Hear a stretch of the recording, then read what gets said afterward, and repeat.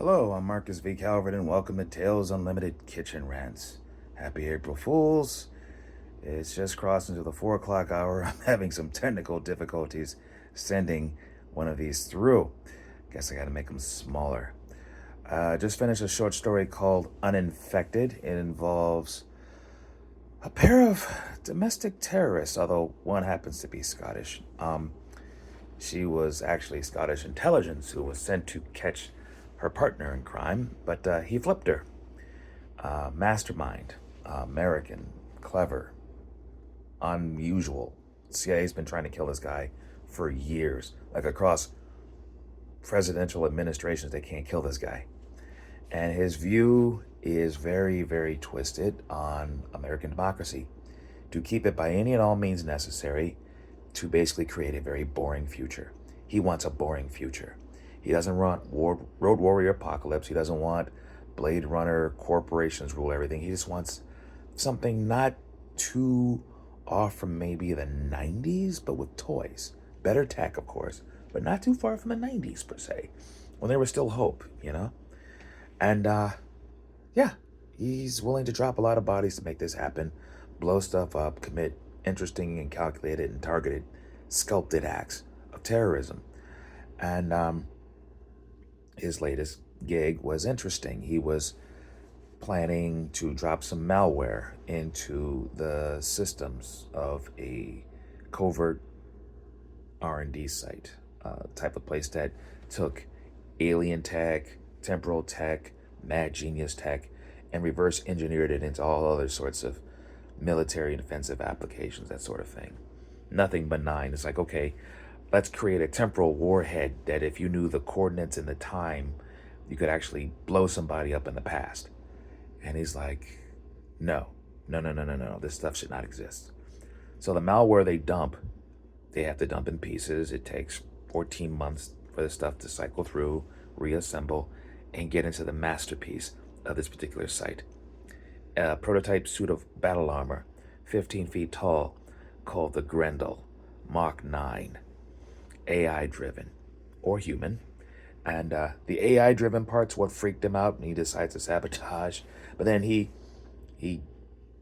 gets eyes on the server, and he's like, oh yeah, we're going to just shred the server, blow this place to hell, kill everybody inside, because this tech should not exist.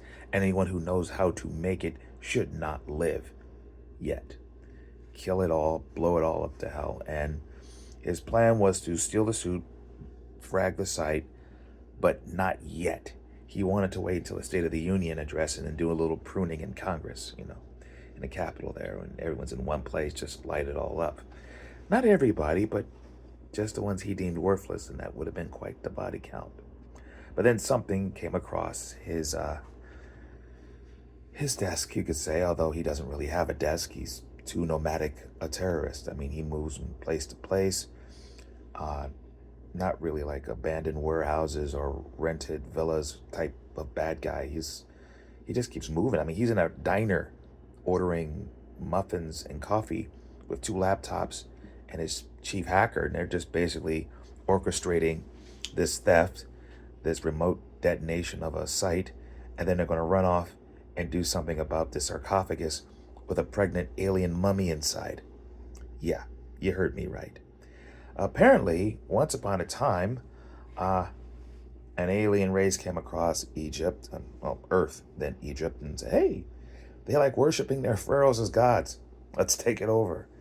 And they had a dynasty, and it ended. I won't tell you the how. And of course, their names were scourged from the history books, but this guy is a student of history, including shadow history. So when an oil drilling team finds a sarcophagus in the Middle East that's well over 11 feet tall, he knows why, because these aliens were not shorties.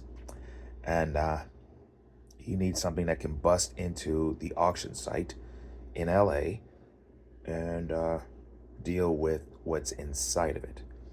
The mummies, not 100%, shall we say, hollowed out, could actually regenerate if exposed to air. It's not that they're afraid of the mummy getting up and doing an emotep. They're more afraid of the babies. And I'll just stop there. This one's like an interesting piece. Borderline, it might make the collection. But that's what I kicked off this morning. Now, let's see if I can just get it sent to my freaking computer. Anyway, I'm Marcus V. Calvert. This is Tales Unlimited Kitchen Rant. Please like and subscribe. iVillain.net is my website where you will find 20 books available on Amazon, Kindle, Kindle Unlimited. The 21st is about to drop by the end of May. Have a nice April Fool's and trust no one.